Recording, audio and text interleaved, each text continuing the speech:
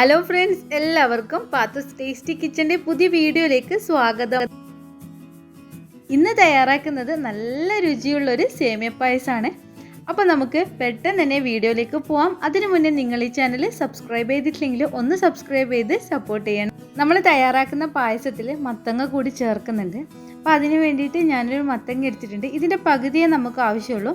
അപ്പോൾ ഇതിൻ്റെ തൊലിയും കുരുവും ഒക്കെ കളഞ്ഞിട്ട് നന്നായിട്ടൊന്ന് കഴുകിയെടുത്തിട്ട് വരാം. ഇതിപ്പോൾ കുരുവും തൊലിയൊക്കെ കളഞ്ഞിട്ടുണ്ട്. ഇനി ഇത് ഗ്രേറ്റ് ചെയ്തെടുക്കണം. ഈ 2 പീസും ഗ്രേറ്റ് ചെയ്തെടുത്തിട്ടുണ്ട്. ഇനി നമുക്ക് പായസം റെഡിയാക്കാം. അപ്പോൾ ഞാൻ 400 ഗ്രാമിൻ്റെ ഒരു സേമിയ പാക്കാണ് എടുത്തിട്ടുള്ളത്. ഇത് വറുക്കാത്ത സേമിയാണ്. അപ്പോൾ നമുക്കിതൊന്ന് നന്നായിട്ട് മീഡിയം ഫ്ലെയിമിലിട്ടിട്ടൊന്ന് വറുത്തെടുക്കണം. വറുത്ത സേമിയാണെങ്കിൽ ഒന്ന് ചൂടാക്കിയെടുത്താൽ മാത്രം മതി. അപ്പോൾ ഇതിന് ലോ ഫ്ലെയിമിലിട്ടിട്ട് നന്നായിട്ട് ഗോൾഡൻ കളറാകുന്നത് വരെ ഒന്ന് വറുത്തെടുക്കണം. സേമിയ നന്നായിട്ട് വറുത്തെടുത്തിട്ടുണ്ട്. ഇനി നമുക്ക് സേമിയ ഒന്ന് മാറ്റി വെക്കാം. അതിനുശേഷം ഈ പാത്രത്തിൽ തന്നെ 2 ടീസ്പൂൺ നെയ്യ് ഒഴിച്ചു കൊടുത്തതിന് ശേഷം ഇതിലേക്ക് കുറച്ച് അണ്ടിപ്പരിപ്പും മുന്തിരിയും കൂടി ചേർത്തിട്ടൊന്ന് വറുത്ത് കോരി മാറ്റണം. ആദ്യം അണ്ടിപ്പരിപ്പിട്ട് ഒന്ന് മൂത്ത് വരുമ്പോൾ മാത്രം മുന്തിരി ഇടുക, അല്ലെങ്കിൽ പെട്ടെന്ന് തന്നെ കരിഞ്ഞു പോവും. ഇത് മാറ്റിയതിന് ശേഷം ഈ നെയ്യിൽ തന്നെ നമ്മൾ ഗ്രേറ്റ് ചെയ്ത് വെച്ചിരിക്കുന്ന മത്തങ്ങ ഇട്ട് ഒന്ന് ചെറുതായിട്ടൊന്ന് വഴറ്റിയെടുക്കണം. അപ്പം മീഡിയം ഫ്ലെയിമിലാക്കിയിട്ട് വേണം ഇതുപോലെ ചെയ്യാൻ, അല്ലെങ്കിൽ പെട്ടെന്ന് തന്നെ അടി കരിഞ്ഞു പോവും. അപ്പം മീഡിയം ഫ്ലെയിമിലിട്ടിട്ട് 1-2 മിനിറ്റ് ഒന്ന് വഴറ്റിയെടുക്കാം. അതിനുശേഷം നമുക്ക് സേമിയൊക്കെ മാറ്റിയതുപോലെ ഈ പാത്രത്തിൽ നിന്ന് ഇതും മാറ്റി വെക്കാം. ഇവന് മാറ്റിയതിന് ശേഷം ഇതിലേക്ക് ഒരു 1.5 ലിറ്റർ പാലൊഴിച്ച് കൊടുക്കാം. പശുവും പാലാണ് ഒഴിച്ചു കൊടുത്തിട്ടുള്ളത്. ഇനി ഇത് നന്നായിട്ട് തിളക്കണം. നിങ്ങൾക്ക് ഈ വീഡിയോ ഇഷ്ടമായിട്ടുണ്ടെങ്കിൽ ഒന്ന് ലൈക്ക് ചെയ്യണം. അതുപോലെ സബ്സ്ക്രൈബ് ചെയ്യാതെ കാണുന്നതെങ്കിൽ ഒന്ന് സബ്സ്ക്രൈബ് ചെയ്യാനും മറക്കരുത്.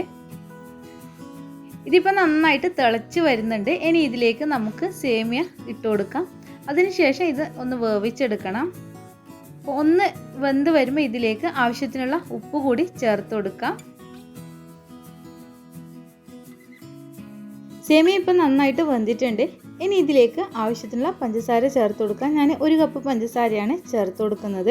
1 കപ്പ് പഞ്ചസാര ചേർത്തതിന് ശേഷം ടേസ്റ്റ് നോക്കിയിട്ട് നിങ്ങൾക്ക് വേണമെങ്കിൽ കുറച്ചുകൂടി ചേർത്ത് കൊടുക്കാം. അല്ലെങ്കിൽ മിൽക്ക് മെയ്ഡ് ഉണ്ടെങ്കിൽ കുറച്ച് മിൽക്ക് മെയ്ഡ് ചേർത്ത് കൊടുത്താൽ മതി. അപ്പോൾ അതനുസരിച്ചിട്ട് പഞ്ചസാര ചേർത്ത് കൊടുക്കാം. അപ്പോൾ മിൽക്ക് മെയ്ഡ് ഒഴിക്കുമ്പോൾ കുറച്ചുകൂടി ടേസ്റ്റ് കൂടും.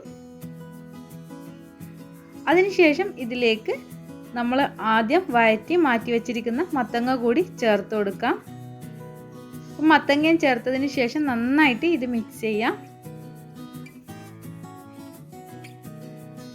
സേമിയ വെന്തതിന് ശേഷം മാത്രം മത്തങ്ങ ചേർത്ത് കൊടുക്കാം. ഇനി എല്ലാം കൂടിയിട്ട് നന്നായിട്ടൊന്ന് പതച്ച് കുറുകി വരണം. പായസം നന്നായിട്ട് പതച്ച് കുറുകി വന്നിട്ടുണ്ട്. ഇനി നമുക്കിതിലേക്ക് ഏലക്കാപ്പൊടി കൂടി ചേർത്ത് കൊടുക്കാം. അതുപോലെ നമ്മൾ വറുത്ത് കോരി വെച്ചിരിക്കുന്ന അണ്ടിപ്പരിപ്പും കിസ്മിസും കൂടി ചേർത്ത് കൊടുത്ത് ഒന്ന് മിക്സ് ആക്കിയതിന് ശേഷം നമുക്ക് ഫ്ലെയിം ഓഫ് ചെയ്യാം. അപ്പോൾ നമ്മുടെ അടിപൊളിയായിട്ടുള്ള സേമിയ പായസം ഇവിടെ റെഡി ആയിട്ടുണ്ട്. നിങ്ങൾ ഇതൊന്ന് ട്രൈ ചെയ്ത് നോക്കണം. അതിനുശേഷം കമൻസും അറിയിക്കണം. ഇനി നമുക്ക് തീ ഓഫ് ചെയ്യാം. അപ്പോൾ നിങ്ങൾ വീഡിയോ കാണുന്നവർ ഇതുവരെ സബ്സ്ക്രൈബ് ചെയ്തില്ലെങ്കിൽ ഒന്ന് സബ്സ്ക്രൈബ് ചെയ്യുക. അതുപോലെ തന്നെ ഫ്രണ്ട്സിനൊക്കെ ഷെയർ ചെയ്ത് കൊടുക്കുക. ഇൻഷാ അല്ലാഹ് മറ്റൊരു റെസിപ്പിയുമായി വീണ്ടും കാണാം. അസ്സലാമു അലൈക്കും.